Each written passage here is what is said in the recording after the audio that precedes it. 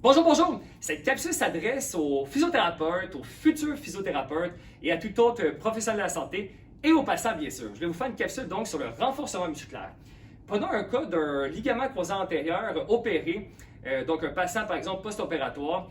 Nous, on travaille beaucoup en physiothérapie, on fait beaucoup de thérapie manuelle pour regagner de l'extension, pour que le genou s'allonge plus, pour qu'il plie plus, donc pour gagner de la mobilité articulaire, des amplitudes articulaires.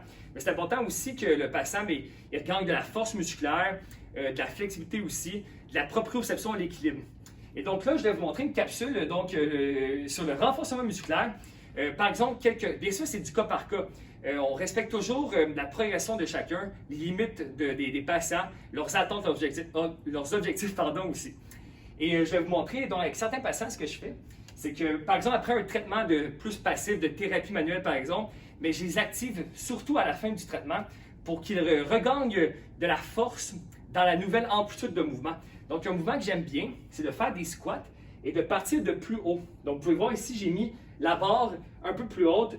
Pour quelqu'un qui est plus mobile, plus flexible, on peut descendre plus bas. Mais souvent, les gens qui ont eu une opération, par exemple, ou qui ont une blessure, il faut limiter l'amplitude de mouvement pour commencer, pour ne pas aller dans la douleur. Et plus les personnes regagnent de la force, de la mobilité, plus on peut descendre. Donc, souvent, ce que je fais, c'est de pratiquer des squats comme ceci. Donc, on a travaillé le genou, par exemple, et ensuite, on peut faire plus de l'activation à la fin de la séance. Donc, par exemple, ici, j'ai une barre de 45 livres. J'ai mis la même hauteur de chaque côté. Pas besoin de ben lourd. Et je peux pratiquer, par exemple, avec certains patients, je pratique une amplitude qui est confortable. Donc, on peut faire, par exemple, 3 séries d'une dizaine de répétitions. Et le but, c'est de bien travailler, pas de mettre lourd, de vraiment regagner de la force et de l'amplitude de mouvement. Et ce que je fais avec certains patients, bien sûr, toujours du cas par cas.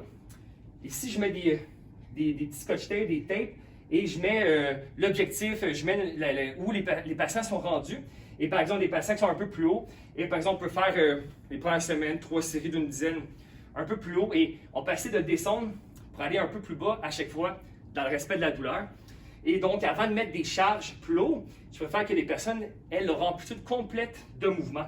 Et donc, on commence toujours à être bien à l'aise et on descend progressivement comme ceci pour bien renforcer les structures dans toute l'amplitude de mouvement. Donc, ça, c'est l'adaptation au stress mécanique.